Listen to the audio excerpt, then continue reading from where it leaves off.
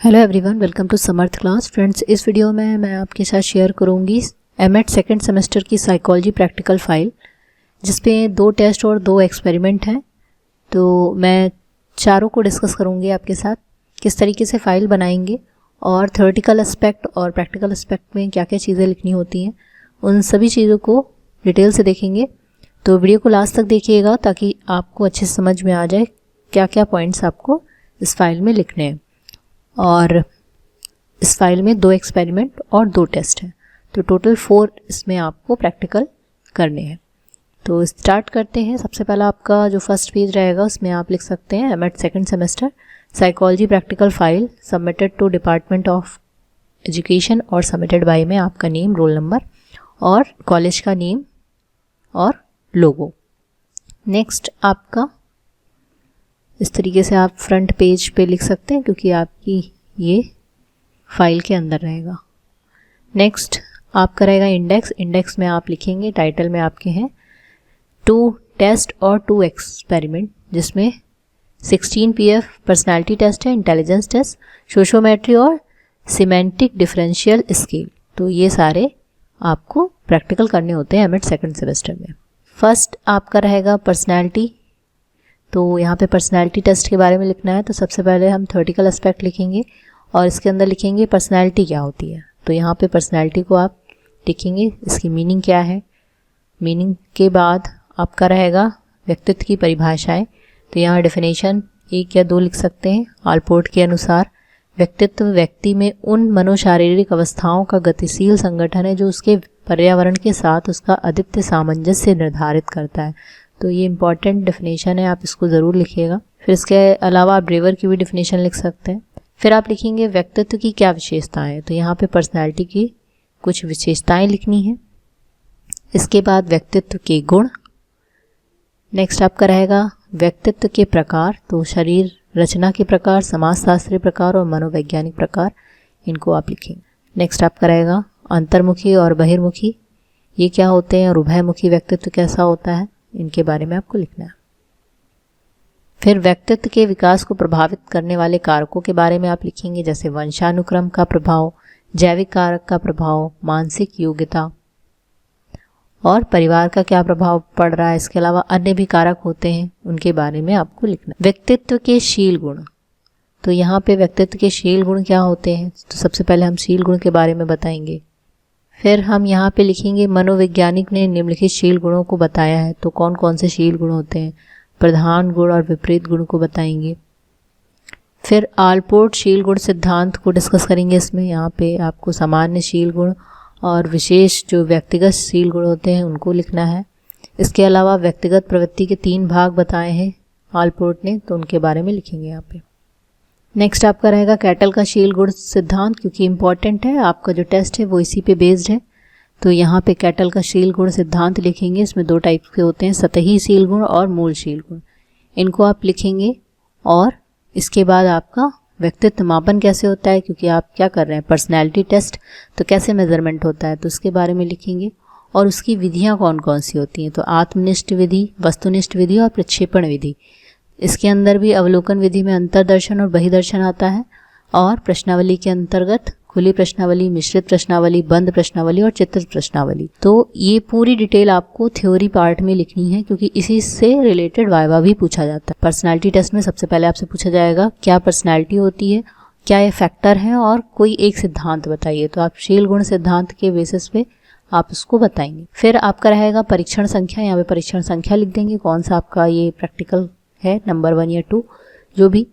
इसके बाद आप परीक्षण का नाम लिखेंगे, ये आपका प्रैक्टिकल एस्पेक्ट है। इसमें लिखेंगे आरबी कैटल द्वारा निर्मित 16 व्यक्तित्व कारक प्रश्नावली परीक्षण, 16 पीएफ पर्सनालिटी टेस्ट है, 1946 में बनाया गया। फिर आप लिखेंगे परीक्षण के उद्देश्य क्या है। फिर आप परीक्षण का परिचय देंगे कि इस परीक्षण में है क्या। तो एक क्वेश्चनेयर है, इसमें 16 जो शील गुण हैं उनको मेज़र किया जाता है। फिर इसके बाद आप आवश्यक सामग्री की हेडिंग डालेंगे। इसके अंतर्गत आपका 16 PF questionnaire, manual, score sheet, stencil और सेकेंडरी जो फैक्टर हैं उनको कैलकुलेट करने के लिए भी प्रपत्र होता है वो। इसके बाद विषय का विवरण, जिस पे आप प्रैक्टिकल करेंगे उसका विवरण आपको देना है। फिर इसके बाद आपको परीक्षण करता खुद का विवरण देना है, आपका नाम, एज, डेट और परीक्षण का स्थान। इसके बाद आप प्रारंभिक तैयारी की हेडिंग डालेंगे। निर्देश कैसे देना है, क्या क्या निर्देश आपने दिए, इंस्ट्रक्शन बताने हैं। देन उसके बाद सावधानियां क्या रहेंगी, क्रियाविधि कैसे हो रही है, और इसके बाद परीक्षण का वास्तविक प्रशासन आपने कैसे किया। जब आपने प्रयोज्य को बुलाया तो किस तरीके से आपने प्रैक्टिकल को कराया, तो ये आप यहाँ पे लिखेंगे। इसके बाद आप करेंगे स्कोरिंग, तो आपकी हेडिंग रहेगी फलांकन। ये आपका शीट है जिसपे प्रयोज्य द्वारा जो आंसर दिए गए उसको क्रॉस किया गया, तो ये शीट लगेगी। ये इसका बैक साइड का है जिसमें आपको रॉ स्कोर और स्टैन स्कोर लिखना है और ग्राफ प्लॉट करना है। इसके द्वारा हम ये बताएंगे इसका जो शील गुण था वो कैसा है, लो है या हाई है, और उसके बेसिस पे डिस्क्राइब करेंगे। ये सारे पॉइंट यहाँ पे लिखे हुए हैं। तो ये पूरे 16 फैक्टर थे। इसके बाद सेकेंडरी फैक्टर को कैसे निकालते हैं, यहाँ पे स्टैन स्कोर, एक्सट्रोवर्जन, और इसको कैलकुलेट करेंगे। ये फार्मूला होता है, उसी पे बेसिस पे करते हैं। उसके बाद हम टेबल बनाएंगे और टेबल में हम प्राइमरी फैक्टर के बारे में लिखेंगे। ये हमारे फैक्टर्स थे, इनका जो रॉ स्कोर था और स्टैन स्कोर, इसको लिखा।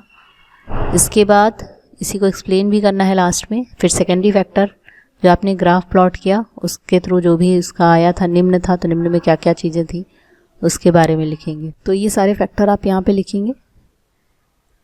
इसके बाद आपका रहेगा स्टैन के आधार पर जो पैटर्न आया, एक्स्ट्रावर्जन क्या था, एंजाइटी, ये जो उस कैलकुलेशन के द्वारा आया है वो। फिर आपका रहेगा रिजल्ट की हेडिंग, और रिजल्ट को आप यहाँ पे लिखेंगे कैसा रिजल्ट था, परसेंटाइल कैसा था।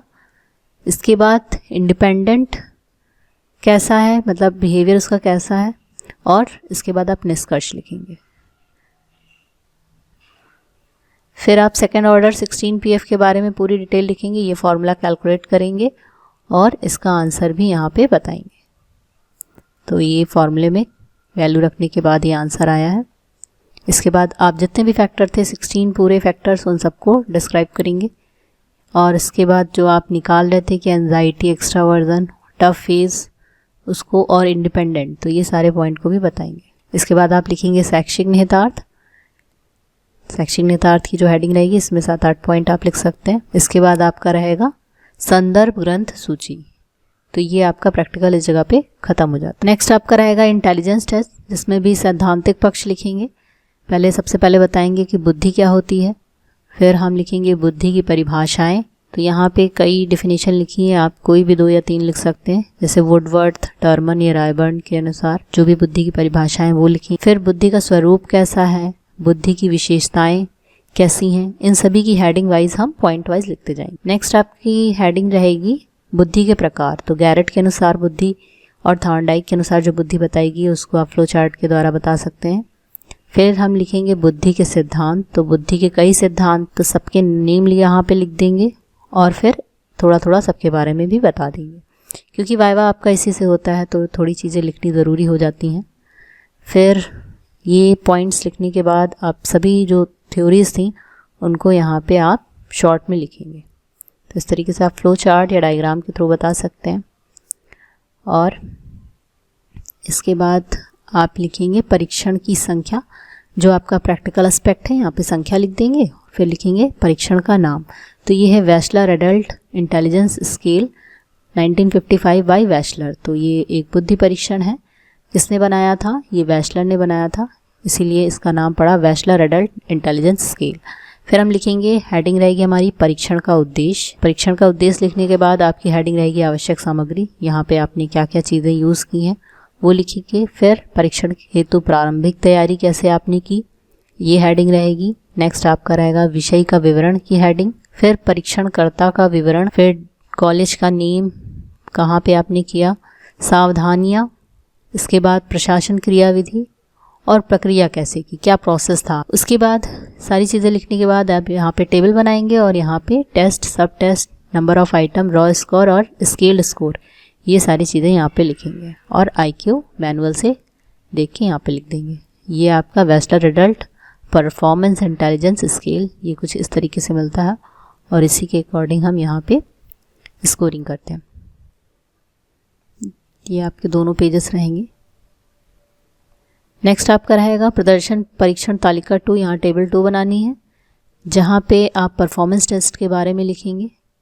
फिर टेबल 3 में वर्बल परफॉर्मेंस टेस्ट और जो आपने वर्बल टेस्ट किया और परफॉर्मेंस टेस्ट किया उसका टोटल कितना आया है वो लिखेंगे। फिर कैटेगरी देखेंगे कि किस कैटेगरी में आ रहा है। फिर आपकी हेडिंग रहेगी परिणाम, क्या परिणाम रहा रिजल्ट, और फिर परिणामों की व्याख्या। तो इसके जितने भी सब टेस्ट थे वो सभी सब टेस्ट के बारे में आप यहाँ पे लिखेंगे कि रॉ स्कोर कितना मिला, क्वेश्चन स्कोर कितना मिला, बाकी उसका फुल स्कोर कितना है। सब टेस्ट के बारे में लिखने के बाद आपका रहेगा निष्कर्ष, शैक्षिक निहितार्थ और इसके बाद आपका रहेगा संदर्भ ग्रंथ सूची रेफरेंस। तो इस तरीके से ये आपका प्रैक्टिकल कंप्लीट हो जाता है। नेक्स्ट आपका जो प्रैक्टिकल है वो है एक एक्सपेरिमेंट जिसका नाम है समाजमितीय विधि या सोशियोमेट्री। इसमें आप सैद्धांतिक पक्ष लिखेंगे। सैद्धांतिक पक्ष में लिखेंगे सोशियोमेट्री क्या होता है, क्या टेक्निक है, किसने बनाया इसको और इसकी डिफिनीशन, मीनिंग, और इसके बाद आप क्या होती है सोशियोमेट्रिक सिस्टम, इसको लिखेंगे। नेक्स्ट आप विश्लेषण कैसे करते हैं, कैसे एनालिसिस करते हैं। इसके बाद आपका रहेगा समाजमितीय आंकड़ों के विश्लेषण की विधियां कौन कौन सी होती हैं और इन तीनों विधियों के बारे में हम थोड़ा सा लिखेंगे कि क्या क्या होता है। फिर फॉर्मूला क्या यूज़ करते हैं, इसकी विशेषताएं क्या हैं। तो आपकी हेडिंग रहेगी समाजमिति की विशेषताएं, इसको भी आप पॉइंट वाइज लिखेंगे। नेक्स्ट आपका रहेगा समाजमिति का मूल्यांकन कैसे करते हैं, इसके लाभ क्या हैं और कमियां क्या हैं। तो ये आप हेडिंग वाइज लिखते जाएं। फिर आपका रहता है एक्सपेरिमेंट नंबर और फिर आप यहाँ पे लिखेंगे एक्सपेरिमेंट का नाम क्या है। तो समाजमिति study of sociometry of a class. इसका प्रयोग का जो आविष्कार है वो किसने किया, यहाँ पे ये लिखेंगे जैकोब एल मोरेनो ने किया है। उसके बाद प्रयोग का उद्देश्य क्या है, इसको भी आप पॉइंट वाइज लिखेंगे, क्या उद्देश्य है, आप क्या यहाँ पे स्टडी करने। इसके बाद आपकी हेडिंग रहेगी आवश्यक सामग्री की। फिर प्रयोगकर्ता का विवरण और प्रयोग जो कर रहा है उसका विवरण। ये लिखने के बाद आपकी हेडिंग रहेगी प्रारंभिक तैयारी, कैसे आप स्टार्ट करेंगे। फिर नेक्स्ट हेडिंग रहेगी आपकी निर्देश की। प्रयोज्यों का स्पष्ट निर्देश देते हुए समस्या या भ्रांति ना हो तो इंस्ट्रक्शन देना बहुत ज़रूरी है। क्या क्या इंस्ट्रक्शन आपने दिया ये लिखेंगे। ये सभी चीज़ें आप पॉइंट वाइज ही लिखें। इसके बाद आप सावधानी भी लिखेंगे कि क्या सावधानियां रखनी चाहिए इस एक्सपेरिमेंट को करते समय, वो आप लिखेंगे। लास्ट में आपका रहेगा कार्यविधि। इस कार्यविधि में आपने कैसे किया और किस तरीके से प्रोसीड किया इस प्रैक्टिकल को, वो लिखेंगे। नेक्स्ट आपका रहेगा समाजमिति में प्रयोग चिन्हों का विवरण। तो हम जो चिन्ह यहाँ पे लगाते हैं उनका क्या यूज़ है और क्या कैसे नेमिंग करते हैं वो लिखेंगे। नेक्स्ट आपका रहेगा कोडिंग टेबल। तो यहाँ पे टेबल बनाएंगे, सबके नाम लिखेंगे, कोड लिखेंगे और फिर उसी के बेसिस पे रॉ डेटा टेबल बनाएंगे। यहाँ पे student name, code, situation x, situation Y, situation Z. यहाँ पे लाइक डिसलाइक इसको कैटेगराइज कर देंगे और उसमें काउंटिंग कर लेंगे और इसमें नंबर्स लिख देंगे। फिर उसके बाद मैट्रिक्स सिचुएशन रहेगी, कौन किसको कितना लाइक कर रहा है उसके बेसिस पे हम ये कैलकुलेट करेंगे और यहाँ पे वैल्यू रखेंगे। फिर ये आपका ग्राफ बनेगा इस तरीके से, जिसको बोलते हैं सोशोग्राम। तो ये सोशोग्राम बनाएंगे, कौन किसको एक्सेप्ट कर रहा है, कौन रिजेक्ट कर रहा है। नेक्स्ट आपका मैट्रिक्स सिचुएशन जेड की रहेगी, इसका भी सोशोग्राम जेड बनाएंगे। इसी तरह तीनों का हमें बनाना रहता है। तो तीनों का बनाने के बाद फिर हम टेबल बना लेंगे लास्ट की रिजल्ट में। तो फाइंडिंग हमने कोड देखा कि जो सबसे ज़्यादा सेलेक्ट किया गया था वो स्टूडेंट कौन है और सबसे ज़्यादा जिसको पसंद नहीं किया गया है वो कौन है, कौन ग्रुप बना रहा है, ये सब हम इसके अंदर लिखेंगे। इसी तरह परिस्थिति वाई में कौन था और परिस्थिति जेड में कौन था। तो ये सबकी टेबल बनेगी और इसी में आपको लिखना है कि कौन ज़्यादा लाइक किया जा रहा है, कौन लाइक नहीं किया जा रहा है। उसके बाद हम ग्रुप निकालने के लिए फॉर्मूला लगाते हैं, नंबर ऑफ म्यूचुअल पेयर्स और possible number of mutual pairs. तो ये फॉर्मूले में वैल्यू रख देंगे और इस तरीके से जो भी आंसर आएगा उससे रिलेटेड हम निष्कर्ष लिखेंगे कि x के अनुसार निष्कर्ष क्या है, y के अनुसार क्या है, और फिर हम आंकड़ों का स्पष्टीकरण करेंगे कि जो भी आंकड़े आए हैं क्या मतलब उसका क्या व्याख्या है, तो ये व्याख्या करेंगे। फिर निष्कर्ष और इसके बाद नेक्स्ट और इसके बाद शैक्षिक निहितार्थ। शैक्षिक निहितार्थ लिखने के बाद आपको लिखना है, शैक्षिक निहितार्थ लिखने के बाद आपको रेफरेंस लिखना है और इस तरीके से ये एक्सपेरिमेंट आपका कंप्लीट हो जाता है। नेक्स्ट आपका रहेगा सिमेंटिक डिफरेंशियल स्केल या शब्दार्थ विभेदक मापनी। इसमें सबसे पहले आपकी हेडिंग रहेगी शब्दार्थ विभेदक मापनी का अर्थ। इसके बाद डिफिनीशन और डिफिनीशन लिखने के बाद आप यहाँ पे इसकी विशेषताएं लिख सकते हैं, फैक्टर्स क्या क्या हैं वो लिख सकते हैं। ये आप चीज को लिखेंगे कि होता क्या है। फिर इसकी उपयोगिता क्या है इस स्केल की, ये आपकी हेडिंग रहेगी शब्दार्थ विभेदक मापनीय शोध की उपयोगिताएं। तो यहाँ पे ये लिखने के बाद उपयोगिताएं लिखेंगे। फिर इसका मूल्यांकन कैसे करते हैं, मूल्यांकन का लाभ क्या है, इनको आप पॉइंट वाइज लिखेंगे। फिर आपका यहाँ से प्रैक्टिकल एस्पेक्ट स्टार्ट होता है, सिमेंटिक डिफरेंशियल स्केल। क्रियात्मक पक्ष है, यहाँ पे प्रयोग का नाम लिखेंगे। अर्थगत अतः संबंध, प्रयोग किसने किया था, स्टार्ट किसने किया है, तो ऑसगुड द्वारा प्रतिपादित विधि है। और फिर इसके उद्देश्य लिखेंगे, प्रयोगकर्ता का विवरण। नेक्स्ट हेडिंग रहेगी प्रयोज्य का विवरण। फिर उसके बाद इसमें स्वतंत्र चर, आश्रित चर, नियंत्रित चर, अनियंत्रित चर क्या है। फिर प्रारंभिक तैयारी की हेडिंग और इसमें आपने कैसे स्टार्ट करेंगे उस चीज़ को लिखेंगे। नेक्स्ट आपका रहेगा कहाँ पे आपने किया, कितने स्टूडेंट पे किया, इन सभी का विवरण लिखेंगे जितने भी विषय हैं। उसके बाद सावधानियाँ क्या क्या रखनी है, तो सावधानी की हेडिंग रहेगी। फिर आपको निर्देश देने होते हैं तो निर्देश की हेडिंग, और फिर आपने क्या निर्देश दिया वो लिखेंगे। फिर प्रयोग की क्रियाविधि क्या है उसको आप लिखेंगे। नेक्स्ट आपका रहेगा, ये आपका मिलता है जिसमें आपको डिपार्टमेंट ऑफ एजुकेशन, ये सारे बेसिस पे यहाँ पे दिए जाते हैं कि कैसे रेगुलर में क्या है, मंथली क्या प्रोग्रेस है, इरेगुलरिटी में क्या है। तो ये आपको शीट मिलेगी, उसी में ये फिल करना होता है। ये आप नहीं फिल करेंगे, ये विषय फिल करेगा जिस पे आप एक्सपेरिमेंट ये कर रहे हैं। तो इस तरीके से ये 3 शीटें होती हैं यहाँ पे। फिर आपको गणना की हेडिंग डालनी है, यहाँ पे गणना आप कैसे कर रहे हैं। इसके बाद प्रदत्तों का प्रस्तुतिकरण, यहाँ पे टेबल बनाएंगे। तो विद्यालय के लिए टेबल बनेगी जिसमें जो भी स्कोरिंग हुई है उसको हम लिखेंगे, टोटल कर देंगे और फिर इसका मीन निकाल लेंगे। टेबल 2 बनाएंगे अध्यापकों के लिए, इसको भी सेम कैलकुलेशन वैसे ही करनी है, मीन निकालना रहता है। और टेबल 3 एग्जामिनेशन के लिए, इसको भी सेम वैसे ही करेंगे। और उसके बाद हम फॉर्मूला यूज़ करेंगे जो कि फॉर्मूला है आपका सिमेंटिक डिफरेंशियल का under root summation a minus b का होल स्क्वायर। तो इस फॉर्मूले का यूज़ करेंगे और ये वैल्यू रखते जाएंगे, सॉल्व कर लेंगे। तो सबका अलग अलग निकालना है, a का c के साथ क्या था, a का b के साथ क्या है, a का d के साथ क्या है। तो ये सारी कैलकुलेशन आपकी रहेगी।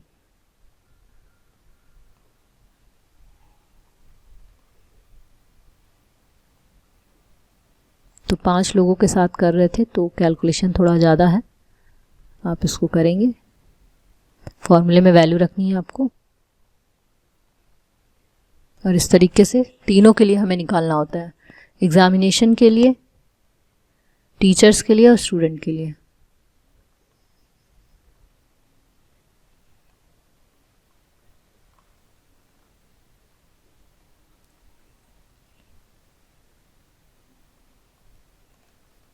नेक्स्ट आपका रहेगा डी मैट्रिक्स फॉर स्कूल।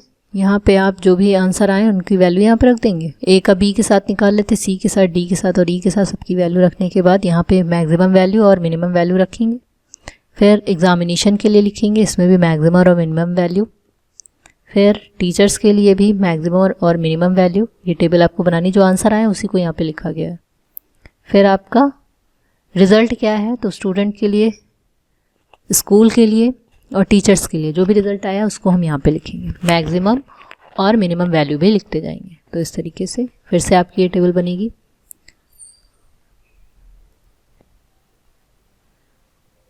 फिर आप व्याख्या करेंगे कि प्रयोज्य ए और बी, सी, डी, ई ये सब को कितने मैक्सिमम और मिनिमम स्कोर मिले। तो ये लिखने के बाद और फिर इसी चीज़ को आप एक्सप्लेन कर देंगे।